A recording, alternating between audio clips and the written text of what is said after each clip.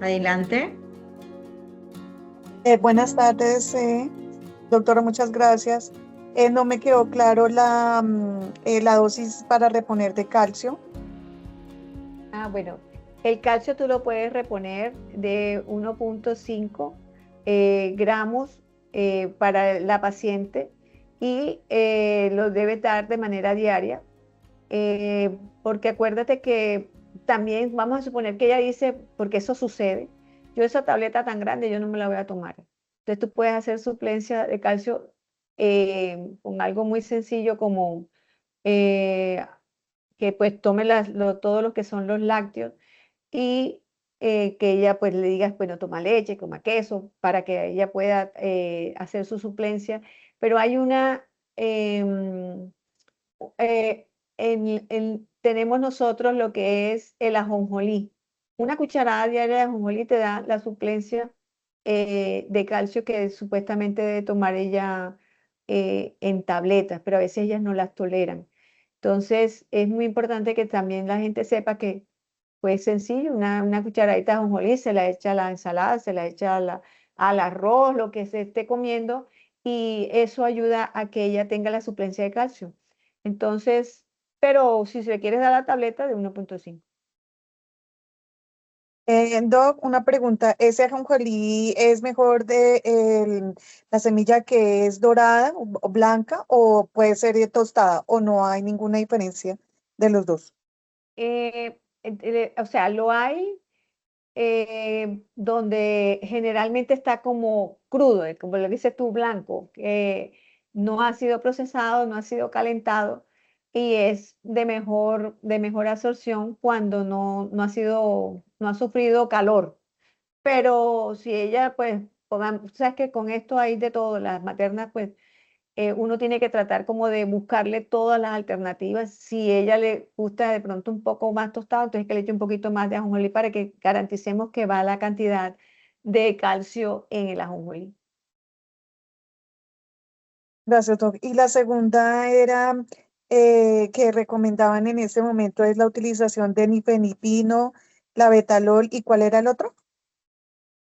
Bueno, la alfametildopa. Ahora voy a hablar sobre la parte ya de los medicamentos, que es la segunda parte de lo que vamos a conversar en la tarde de hoy. Y ahí te voy a comentar pues ya los antihipertensivos que realmente podemos usar con libertad en la mujer embarazada. ¿Vale? Gracias, Doc. Ok. Bueno, entonces, ¿alguna otra pregunta para ya empezar a hablar sobre ya lo que es el manejo y la gestión integral que debemos tener para la materna que ya nos presenta el trastorno hipertensivo del embarazo? ¿Alguna otra pregunta? Buenas tardes, doctora. Sí, yo tengo una pregunta sobre un tema sobre la embarazada. Cuénteme. ¿Qué le podemos suministrar a la anemia ferropénica en el embarazo de una embarazada ya de 34 semanas que nos llega, digamos, al centro de salud? O sea, tú sabes que desde que ella empieza su gestación, Sí, uno hace, pero bueno, ella llega por pero primera vez nos llega al centro de salud ya con 34 semanas. y está anémica. Esa es la Sí, pregunta. ¿Y tiene sí, anemia? sí, señor. Bueno, es que, bueno, hay una cosa con respecto a la anemia y es que depende de el grado de anemia que ella tenga. Porque hay veces que nosotros nos toca hacer incluso la suplencia de hierro con ella a nivel parenteral. Pero entonces, como te digo, ya eso es un esquema que a ella hay que ayudarla a suministrarle el medicamento, a que lo pueda conseguir, porque si vemos que está Disculpe, muy doctora, ella anémica, llega a la que, consulta, ella llega a la ajá, consulta y manifiesta tener anemia, pero de que nada más pudo asistir al ingreso, de ahí se fue para una finca y de ahí regresó a las 34 semanas. Otra vez se hizo la búsqueda, la paciente no la encontraron, ella misma apareció porque se sentía con muchos mareos y nos llega al centro de salud.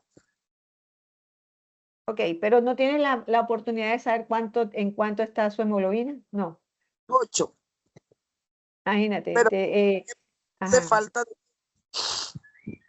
Supuestamente uno tiene unos parámetros que cuando la paterna eh, tiene 7, uno transfunde, ¿verdad? Ok, Pero en el caso de ella, ella ya está sintomática, porque ellos generalmente cuando tienen una anemia crónica, ellas se adaptan, ellas no sienten nada. Pero esta, fíjate, tú me dices que se sentía ya mareada, que ya no se sentía bien, entonces dentro de hay ¿qué? son mareos. Mucho mareo. Entonces, si tú la ves así, y a pesar de que no esté dentro del límite que uno usa para transfundir, yo la transfundiría. Ok, Yo le porque haría una transfusión porque tengo que ayudarla, porque en cualquier ¿dónde? momento ella, entonces, si me desarrolla un trabajo de parto, vamos a tener una catástrofe porque la anemia, tú sabes lo que significa. Ok, gracias, doctora. Ok. ¿Alguna otra pregunta? Sí, sí, Doc, y sí, bueno, ella en este momento, la indicación que dices, de pronto que tuviera en 8 y no estuviera sintomática, ¿se le iniciaría una suplencia más de Hierro. sulfato ferroso y la alimentación o algo adicional? Tú le puedes, pero tienes que hacerle un muy buen seguimiento, porque a veces, pues, ellas te dicen que se están alimentando bien, pero hay que verificar que realmente eso se esté cumpliendo y tú le tienes que hacer seguimiento haciéndole su cuadro hemático. ¿Por qué? Porque acuérdate que uno de los enemigos más grandes de una embarazada es la anemia. ¿Y por qué? Porque en el momento de trabajo de parto ella va a perder sangre. Ya lo tenga vaginal o lo tenga por cesárea, pérdida sanguínea siempre va a haber, y por eso nosotros tratamos a lo máximo que ella en lo posible esté en 10. ¿Por qué? Porque se le va a bajar cuando tenga su bebé. Entonces es muy importante que si tú le vas a dar suplencia de hierro oral y le vas a decir los alimentos que debe consumir, que tú compruebes que realmente eso se esté cumpliendo. Porque a veces ese sí, yo estoy comiendo muy bien, pero ella resulta que se está comiendo en la comida, es un plato de arroz bien grande con 3 tajadas y el pedacito de proteína es una bolita de carne. O sea, ahí no existe ninguna, no existe nada. Entonces, eso tienes que verificarlo y hacerle el control a ella de su hemoglobina, porque para nosotros es supremamente importante que ella llegue como por lo mínimo en 10, porque si no, las complicaciones se vienen por la derecha.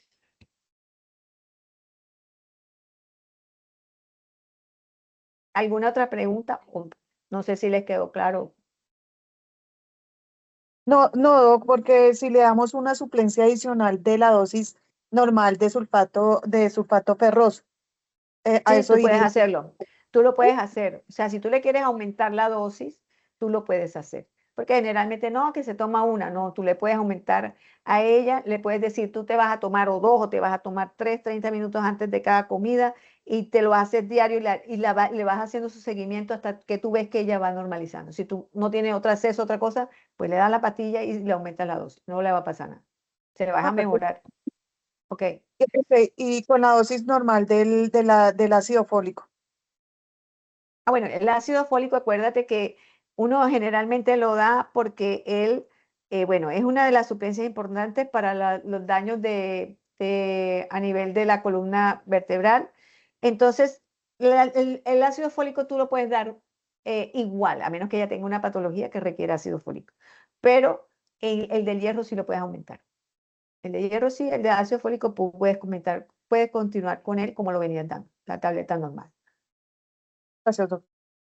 Ok. ¿Alguna otra pregunta? Micael, yo no sé quién fue la última persona que salió y estaba abierta. Podemos continuar, doctora Norela. Seguimos Ok, al siguiente tema. Muchas gracias a bueno, todos. bueno. Entonces, continuando, porque me hicieron una pregunta sobre los medicamentos, pues ahora lo vamos a hablar sobre eso. Fíjense que del manejo agudo de la prevención cardiovascular, eh, a largo plazo, nosotros podemos o dejar a esa paciente que no le hicimos bien un buen seguimiento, un buen manejo, ya nos puede quedar hipertensa después de que ya pasa por toda esta tormenta. Bueno, entonces resulta que nosotros tenemos eh, todo lo que son los riesgos, ¿verdad? Y cómo eso impacta de manera inmediata sobre el órgano blanco, que es en este caso el útero, y cómo la prevalencia se da de un 5 a un 10% de todos los embarazos. Hay un impacto materno, principalmente con los accidentes cerebrovasculares, la insuficiencia cardíaca y la lesión renal aguda. Esos son los órganos blancos. Esos son los órganos que en algún momento nos desarrollan una catástrofe y que si después de que la desarrolla la paciente, ella queda con una patología después de base. El impacto fetal, la restricción del crecimiento, se queda en crecimiento, nos aumenta el parto prematuro e incluso puede haber la muerte fetal. Y están a largo plazo el marcador temprano de la enfermedad cardiovascular, el riesgo elevado de hipertensión crónica persistente, que son las cosas que lo que sucede en el embarazo, que no se queda en el embarazo, sino que eso nos va a dejar un daño a nivel futuro. Entonces, el tratamiento de la hipertensión arterial severa, ya hablamos que es de mayor o igual a 160, la sistólica, y 110, y mayor o igual a 110 milímetros de mercurio de la diastólica, es el objetivo prioritario en la preeclampsia grave. El objetivo es conseguir que la tensión nos baje entre 140 a 155 milímetros de mercurio, la sistólica, y es de 90 a 105 la diastólica, con una mínima dosis eficaz posible. Es importante evitar descensos bruscos por el riesgo de hipoperfusión placentaria. Entonces, aquí les vuelvo y les traigo la escala. Tenemos que tener muy pendiente cómo vamos a nosotros a clasificarla y lo que debemos correr o no. Aquí esto es igual.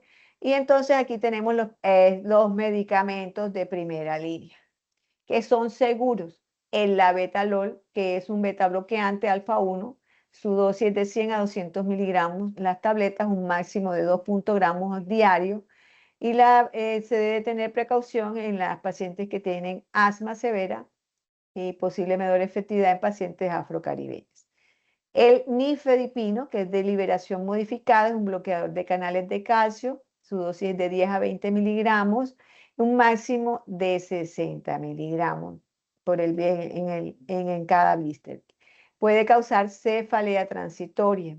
Y la alfa-metildopa, que es de acción central, dosis inicial de 250 miligramos, un máximo de 2 gramos al día. El riesgo es de somnolencia, depresión, no efectivo para crisis aguda. ¿Qué pasa? Si a mí la paciente me tiene una hipertensión arterial crónica y viene con su medicamento habitual, yo se lo tengo que cambiar. Generalmente uno empieza por la alfa-metildopa. Si uno ve que de pronto ya les toca empezar a aumentar el medicamento, entonces uno lo que hace es que le asocia el nifedipino o el labetalol. Estos son los 3 medicamentos que uno debe tener claro en el uso de esta paciente, porque para nosotros es muy importante que la embarazada deje de usar todos los medicamentos de hipertensión que venía usando si ya es hipertensa crónica, y le instauremos esto. Y si le encontramos la hipertensión, que no sabíamos que era hipertensa, entre la 0 a 20, usamos estos 3. Si está después de la 20, hipertensión gestacional, igual. Y si estamos ante una preeclampsia, dependiendo de lo que le encontremos en la presión arterial, sabemos que lo podemos usar oral o nos toca usar el inyectable en el caso del labetalol. ¿Qué debemos evitar? Como ya lo habíamos dicho, todos los IECA, los ARA2, antagonistas de las aldosteronas. ¿Por qué? Por las anomalías congénitas, la insuficiencia renal y la hiperpotasemia. Y la precaución, ¿por qué? Por los diuréticos tiacídicos, por el riesgo de reducción de volumen sanguíneo y restricción del crecimiento fetal. Aquí les traigo una tabla, por eso la doctora que me preguntó, le dije, espérate un poquito que ya te voy a explicar cómo es el cuento de los antihipertensivos aquí. Tenemos los orales, que es la betalol, la nifedipina, de liberación prolongada, liberación inmediata, la hidralazina y la alfa-metildopa, para que tengamos claro que estos están en vía oral. Pero el labetalol, si vemos, el labetalol y la hidralazina, también los hay para ponerlos por vía endovenosa, vienen en ampollas. Y entonces, cuando yo uso el labetalol, lo uso endovenoso. Cuando yo tengo las presiones mayores de 160 a 110 y yo necesito que esa paciente la tenga que trabajar para poderle bajar la presión arterial, porque si no me hace un accidente cerebrovascular o se me infarta. Entonces, ¿qué pasa? Yo tengo que trabajar rápido. Cuando uso el oral, Cuando detecto que hay una hipertensión, pero que no está todo esto, está en 140, mayor de 140, 90, y entonces por ejemplo tiene 150, 100, entonces ya yo puedo usarle cualquiera de los antihipertensivos orales. Entonces, ¿qué sucede? Que nosotros, importante es tener claro que yo puedo usar la vía oral cuando ella todavía no está en una fase de preeclampsia severa, 160, 110, porque ya en 160 de 110 ya yo tengo que usar vía endovenosa.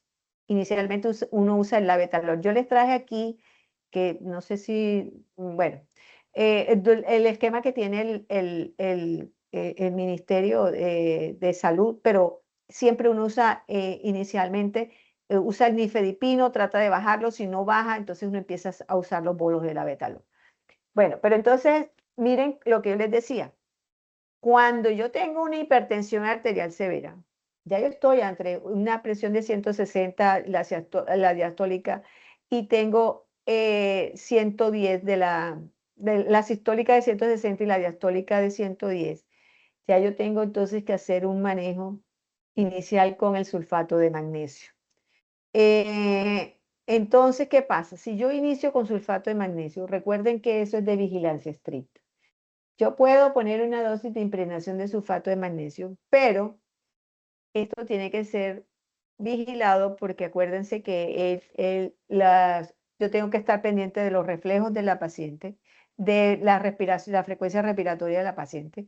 ¿Por qué? Porque él va enlenteciendo todo y yo tengo también que ver si yo estoy buscando la respuesta que espero o si me estoy intoxicando por sulfato de magnesio. Entonces, ¿qué pasa? Esto es preferiblemente de manejo de una unidad de cuidado intensivo. Entonces, yo uso lo que les estoy diciendo, el labetalol endovenoso, pongo una dosis inicial de 20 miligramos, miro presión, no mejora, a los 20 minutos yo le pongo 40 miligramos endovenoso.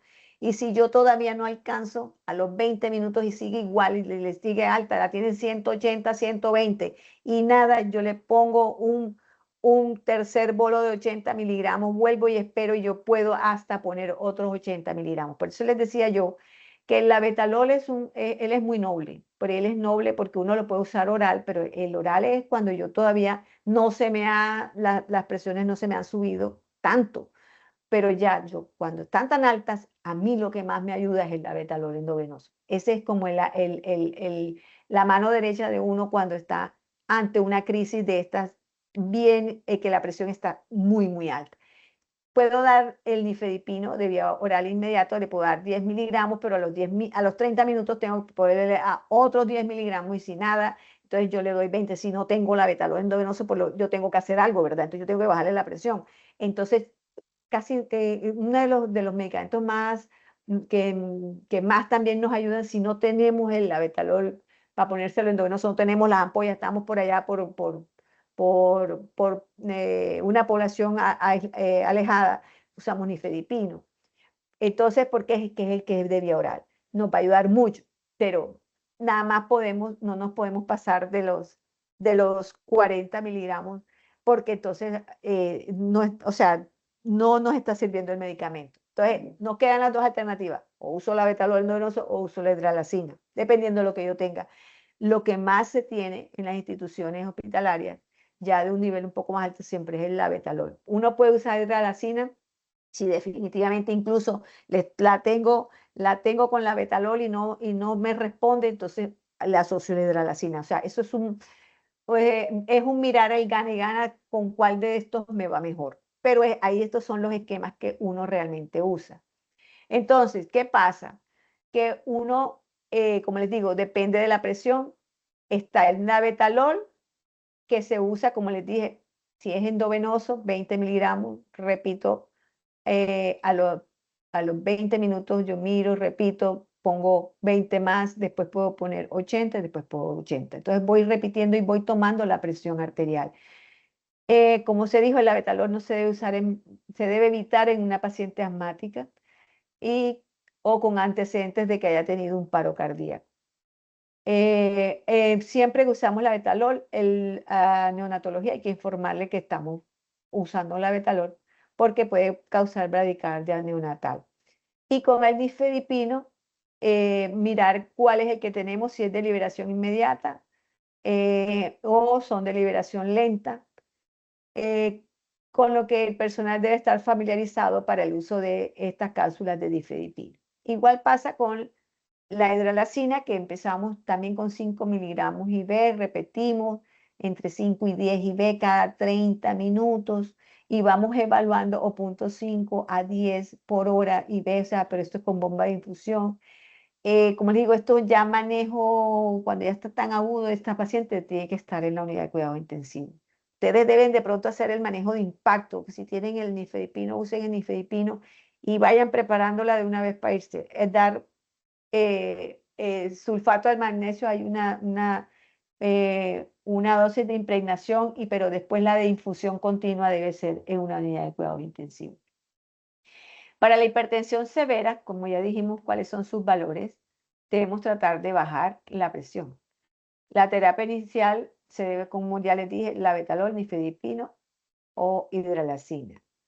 Y el sulfato de magnesio no se recomienda como agente antihipertensivo. ¿Para qué usamos nosotros el sulfato de magnesio?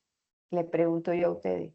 El sulfato de magnesio es por protección neuronal, para evitar que esa paciente nos convulsione. Estamos protegiendo la parte neurológica, tanto fetal como materna. Eso es realmente la función del sulfato de magnesio, porque la gente piensa que si yo puse el sulfato de magnesio no voy a usar el antihipertensivo. Error gravísimo, porque nosotros con ello, yo lo que estoy usando es tratar de hacerle la neuroprotección a la paciente, tanto a la paciente como a su bebé. Entonces, ¿qué pasa? Que tengo que tener un monitoreo continuo de la frecuencia cardíaca fetal y yo voy mirando hasta que yo estabilizo presión arterial. La nifedipina y el sulfato de magnesio se pueden utilizar, o sea, juntos, pero es que por eso le digo, tiene que tener una vigilancia permanente. En cuanto a las recomendaciones para las mujeres sin condiciones de comorbilidad, el antihipertensivo debe ser usado para, ya les dije, para bajar la presión entre 130 y 155, la sistólica y la diastólica entre 80 y 105.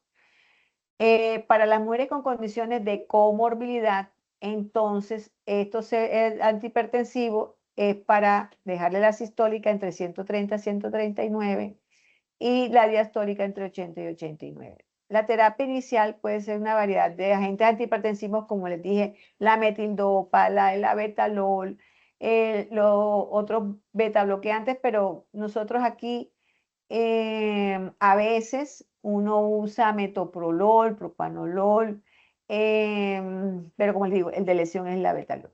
Porque a veces estamos usando de las mismas, pues beta bloqueantes, entonces hacemos como un sinergia. Y los bloqueadores de los canales del calcio, definitivamente el nifedipina.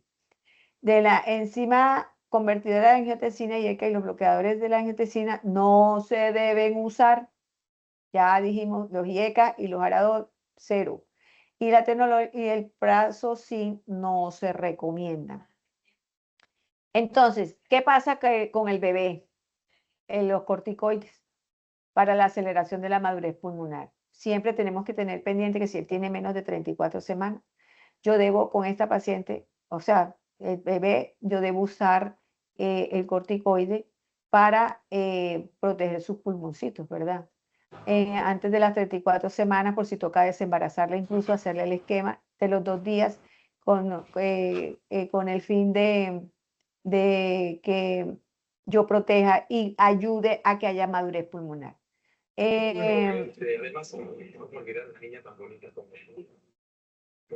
Algo. Bueno.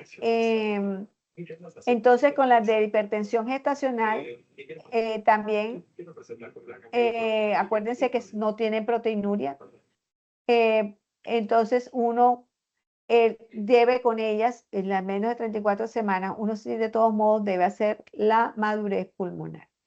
Entonces, miren ustedes que estas son las metas que ya las habíamos hablado. Considerar disminuir la presión arterial, pero uno tiene que hacer un monitoreo continuo y entonces dependiendo de lo que vaya a, ¿cómo es que se llama? A lograr con la paciente, entonces ahí es donde uno va midiendo cuánto va bajando la dosis del medicamento hasta que uno logre que más o menos uno tenga las presiones dentro de rangos normales.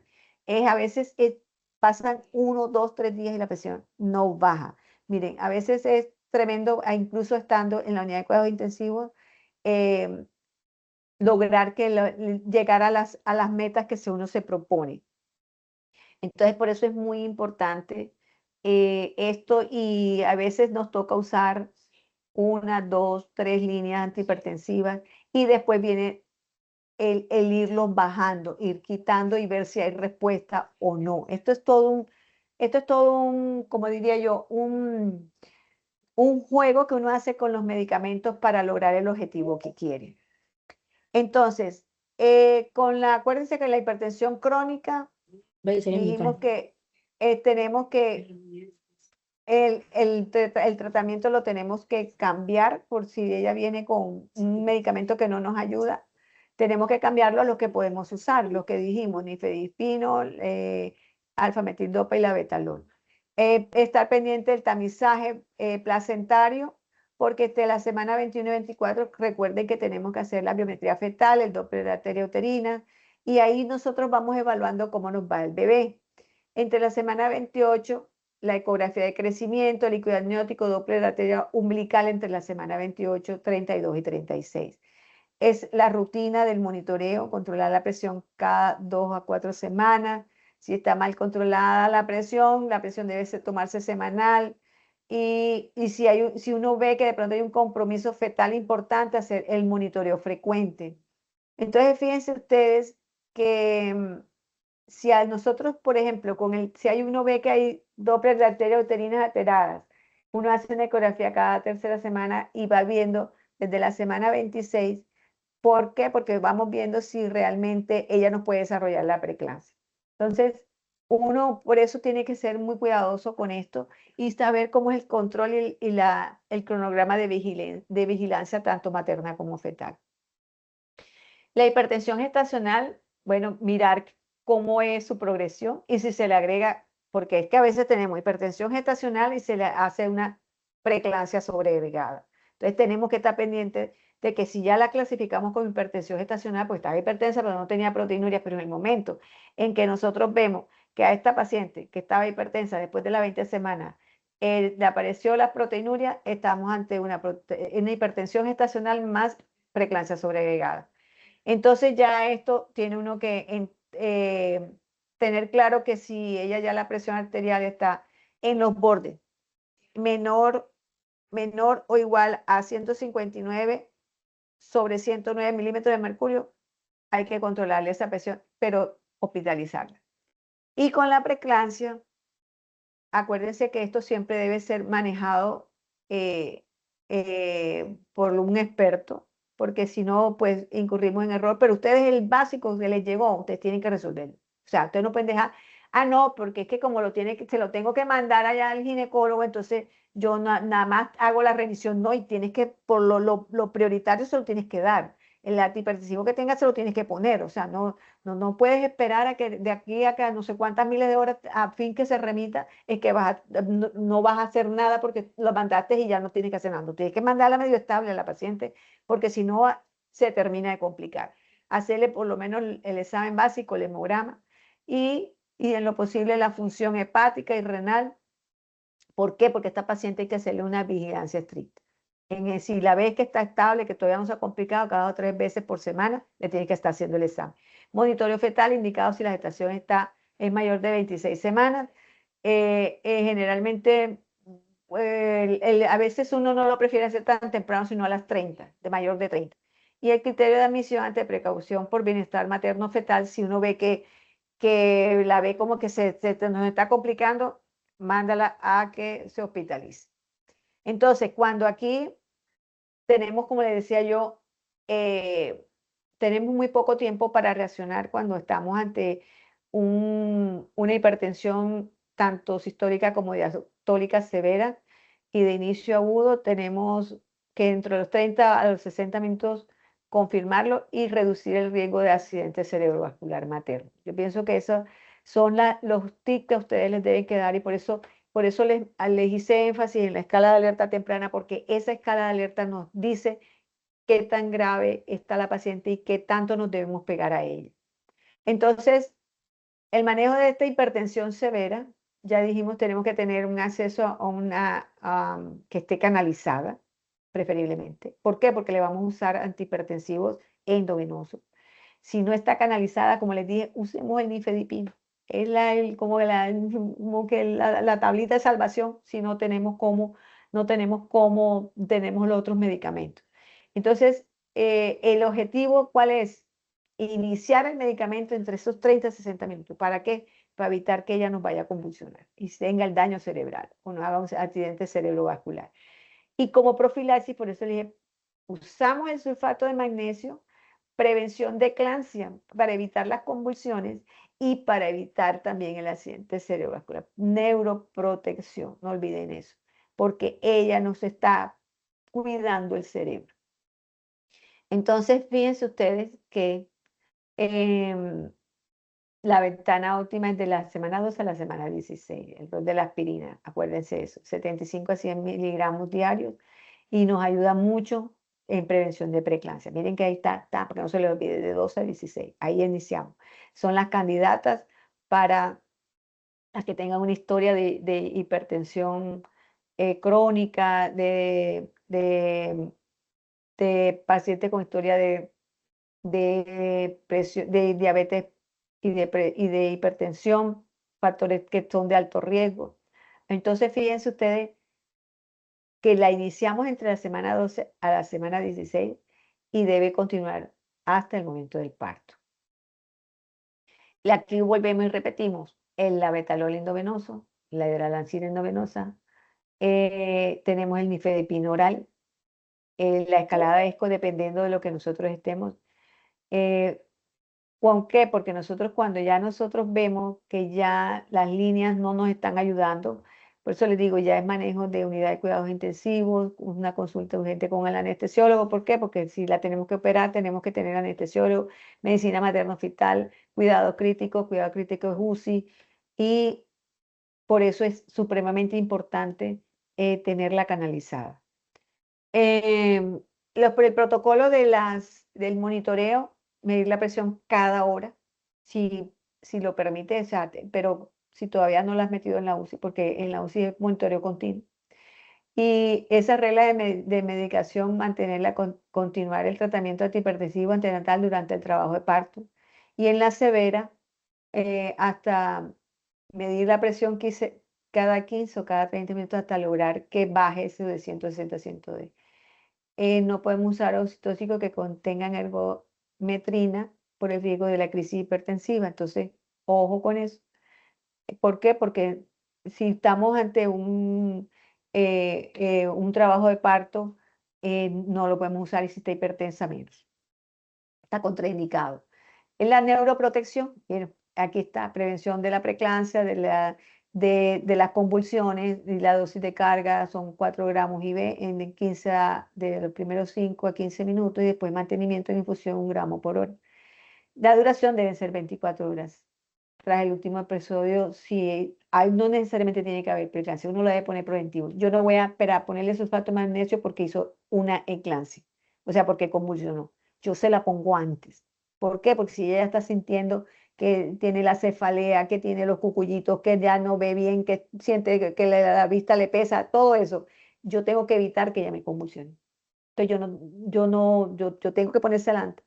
Y si ya convulsionó, pues obviamente, pues dejarle el sulfato de magnesio. Advertencia: no usar diazepam ni fenitoína como alternativas por la convulsión. Y en los neonatos, el uso mayor de 5 a 7 días asociado a efectos esqueléticos, hipocalcemia, hipermagnesemia. Monitorear al recién nacido si el uso fue prolongado. Entonces, esto tenerlo claro. En el momento del parto, en la hipertensión gestacional, si tiene menos de 34 semanas, no adelantar el parto, esperar su tratamiento normal con su antihipertensivo. Igual entre las 34 y 36, pero ya mayor de 37, sí, ya puede desembarazar a la paciente. Entonces, es importante que esté controlada la presión, obviamente. Si no, uno antes de las 37, si tú no has podido controlar la presión, tienes que evacuar la cavidad uterina, sacar ese bebé. Y en preeclampsia, el manejo de menos de 34 expectantes, poner sulfato de magnesio, corticoides, el antihipertensivo, todo lo que sea necesario. Semana 34 a 36.6, vigilancia expectante versus parto, considerar corticoides si es para madurez pulmonar, que uno generalmente lo pone sí o no, lo pone, uno no sabe, a veces la gente saca mal la edad gestacional y entonces es mejor poner el corticoide antes de las 36.6. Y iniciar el parto dentro de las 24 a 48 horas si realmente ya tiene las 37 semanas. Los criterios para interrumpir la gestación inmediata con menos de 37, una hipertensión refractaria, incapacidad de control con mayor o igual a 3 clases de fármacos, o sea, yo tengo primera línea, segunda línea, tercera línea y nada que baja la presión, que saca el bebé. Si hay una hipoxia materna, simetría de pulso menor de 90%, también. Disfunción orgánica, deterioro hepático, renal, hemólisis o caídas de plaquetas, se saca el bebé. Signos neurológicos, cefalea severa, escotomas, eclampsia, también. Y compromiso obstétrico fetal, que haya desprendimiento de placenta, porque con la presión tenemos un problema. Si no la controlamos, desprendemos la placenta. Ahí es donde se llama el abrupcio placentario. Se desprende la placenta, entra en hemorragia, el bebé se nos ovita y mejor dicho, ahí sí, agárrese el que pueda porque se nos muere, se nos puede morir no solo el bebé, sino también la mamá. Entonces, esto es supremamente importante, tener esto supremamente claro. Y que la zona de peligro, el pico fisiológico de la presión arterial después del parto está en el tercer día. Acuérdense que posparto es cuando también aparece la preeclampsia, es cuando más tenemos que estar pendientes de la preeclampsia, de la hipertensión arterial, porque ocurre después del nacimiento. Y miren que la mayoría de las muertes maternas, por hipertensión ocurren después del nacimiento. Ojo, porque ahí es donde más se nos mueren las maternas. Entonces, esa vigilancia estricta de estos primeros 10 días posparto, dice, no, ya parió, ya se puede ir para su casa. Y bueno, tiene 140-90, no pasó nada, no pasó nada. Ojo, porque se nos puede morir la materna. Por eso esa vigilancia puerperal de los 0 a los 5 días es supremamente importante. Medir la presión arterial al menos diariamente. Miren que las políticas de salud dicen que después de que esa paciente, si yo la debo vigilar mínimo 48 horas posparto. Si ha estado hipertensa, si ha tenido preeclampsia, yo debo estarla vigilando permanentemente, darle todas las recomendaciones si yo le estoy dando salida hospitalaria. O sea, ojo porque es muy importante con ella darle las indicaciones adecuadas, que se tiene que medir la presión, que tienes a alguien que está cerca a tu casa que te pueda tomar la presión, si no la tienes, no le des salida, porque entonces se te complica. Y ya tú después puedes ir reduciendo el medicamento siempre y cuando tú veas que ya la presión va dentro del rango normal. Ya si está menor a 120 milímetros de mercurio sobre 70, ya tú puedes suspender el medicamento. Pero ojo porque estos días son clave. Por eso la parte del posparto y la lactancia es importante porque, bueno, vamos a usar el nifedipino, por eso usamos el enalapril, el alodipino, son buenos, son excelentes en el momento de que ya nosotros estamos en el posparto y lactancia y con precaución ya no vamos, ya el riesgo de depresión y menor eficacia del posparto en el labetalol y los diuréticos como la furosemida, la hidroclorotiazida, porque pueden reducir la producción de leche en dosis altas. Entonces, miren que estamos entre estos, ya que nació el bebé y todavía necesitamos estar en control con ella, nifedipino, enalapril y amlodipino. Entonces, la medicación no impide la lactancia, hay que optimizar las dosis, porque estamos preferidos, otra vez, enalapril, nifedipino y nifedipino, cuando combinamos los dos, el amlodipino también son súper buenos. Después de que ya se termina, esto es muy importante, suspender la alfametildopa dentro de los 2 días posparto por el riesgo de la depresión, dijimos que ya daba depresión. Y también el labetalol puede considerarse, pero es incómodo porque la dosis frecuente, porque hay que ajustar mucho la dosis, por eso el enalapril, nifedipino, amlodipino son las mejores.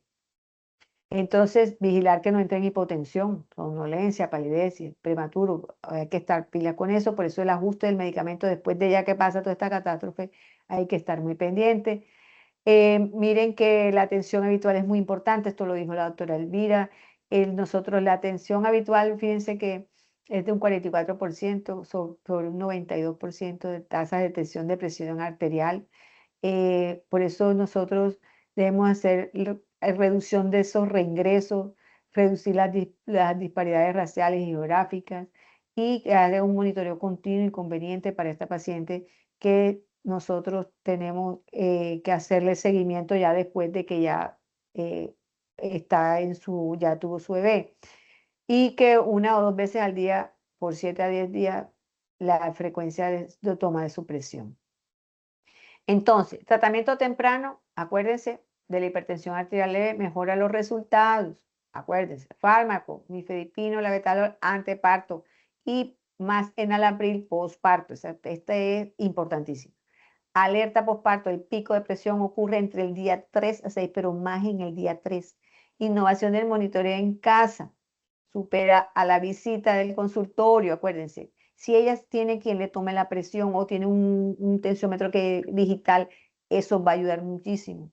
Y la prevención de la hipertensión es un factor de riesgo cerebrovascular de por vida.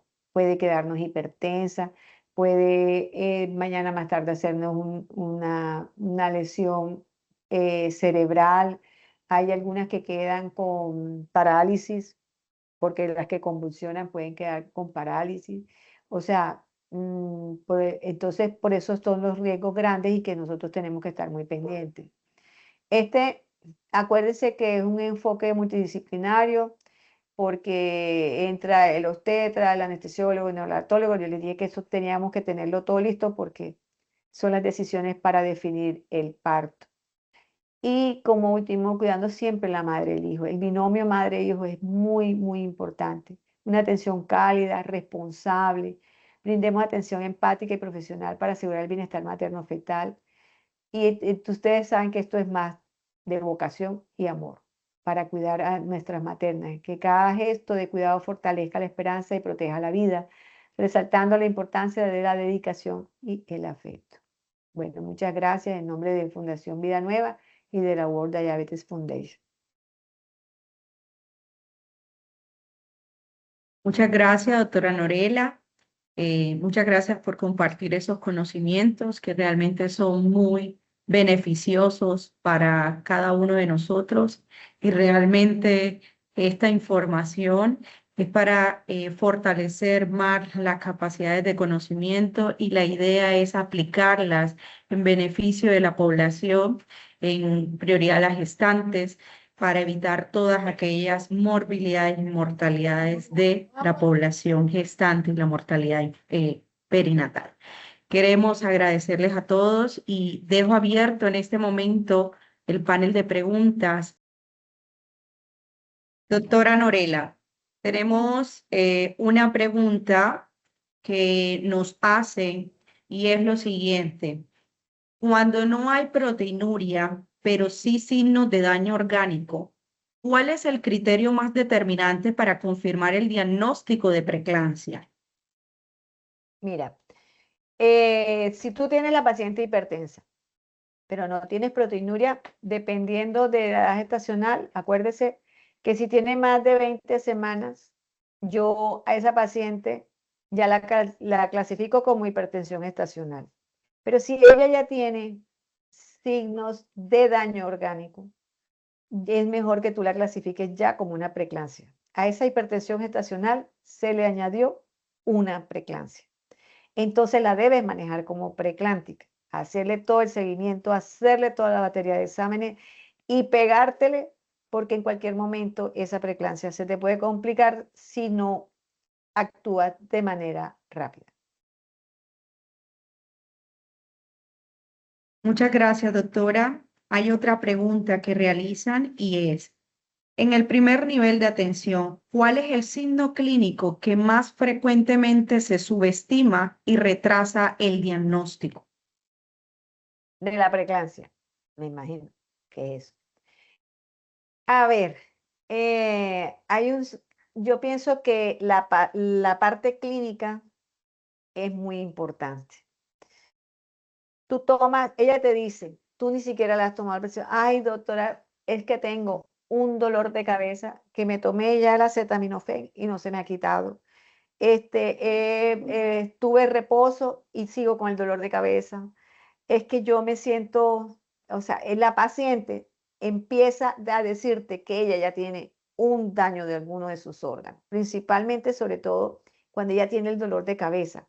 A veces eso lo subestiman mucho y es al que más le tienes que poner atención, porque ella lo manifiesta y lo manifiesta muy claro.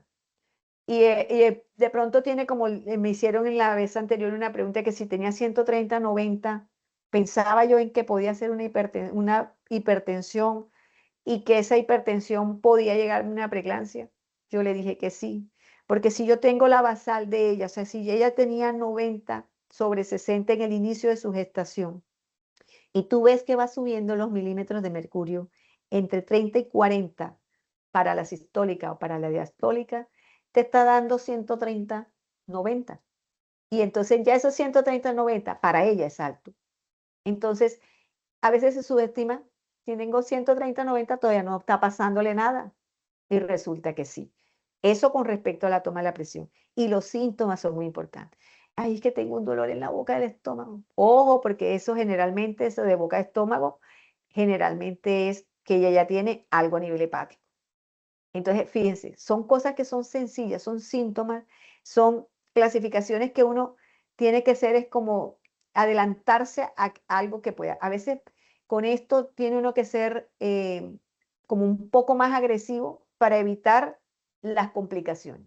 Entonces, se subestima, no, pero es que dale el acetaminofén, que con eso le quitamos ya el dolor y ya, y se le quita. No, no, no, no. Hay veces que tú le das el acetaminofén y ahí está el dolorcito, y ahí está el dolorcito, y no se le quita. Ojo, porque esa paciente en cualquier momento hace, cuando tú menos piensas, la presión se le subió. Y se le subió ya francamente. Entonces, ese creo que es el síntoma que más se subestima. El de la presión que está en 130/90 y tú piensas que está bien, o el del dolor de cabeza. Esos son los dos que son unos grandes marcadores. Muchas gracias, doctora. Nos llega una tercera pregunta y es, cuando una paciente presenta más de un criterio simultáneamente, ¿cuál considera usted el determinante principal para tomar la decisión de interrupción del embarazo? Para el que generalmente uno hace que la paciente, uno decida antes de las 34 semanas terminar la gestación, es que ella te encuentres la hipertensión, tenga algún síntoma de los órganos asociados que te esté indicando que se está terminando de complicar, es mejor que desembaraces a la paciente. No debes esperar. Y generalmente uno desembaraza por vía alta. O sea, hay que hacerle cesárea. Porque uno sabe que una de las grandes teorías es la placentación y que si tú no sacas esa placenta, sacas al bebé y la placenta, no logras controlarle toda la cascada que fisiopatológica que se le está dando. Gracias, doctora. En cuanto a seguimiento, nos hacen la siguiente pregunta. ¿Cada cuánto recomienda repetir estudios de laboratorio en una paciente con diagnóstico reciente de preeclampsia sin criterios de severidad? Cuando tienes una preeclántica y los exámenes aparentemente te salen normales, a esa paciente tú no la puedes descuidar. Entonces, esa es una paciente que sale normal y tú al día siguiente o a los 2 días tú debes repetirle si todavía está embarazada o está en esa brecha posparto, tú debes estar vigilándola y tú le haces el examen. Bueno, aparentemente no nos mostró mayor trascendencia. Tú a los A las 24 a 48 horas repítele porque uno no sabe y ya ahí sí confirma realmente que ella va bien o no va tan bien. Pero uno se le tiene que pegar al paciente. Esa mi recomendación es como no te descuides, no esperes como que, bueno, se la voy a hacer como dentro de una semana, no, no, porque ellas son impredecibles. La materna tiene una cosa y es que aparentemente llega hablando bien contigo y de pronto, si no actuaste de manera oportuna, se te complicó. Entonces, por eso es que uno tiene que ser más suspicaz e incluso a veces agresivo para el tratamiento con ella y el seguimiento. Muchas gracias, doctora Norela. Tenemos algunas preguntas más de los que se encuentran conectados.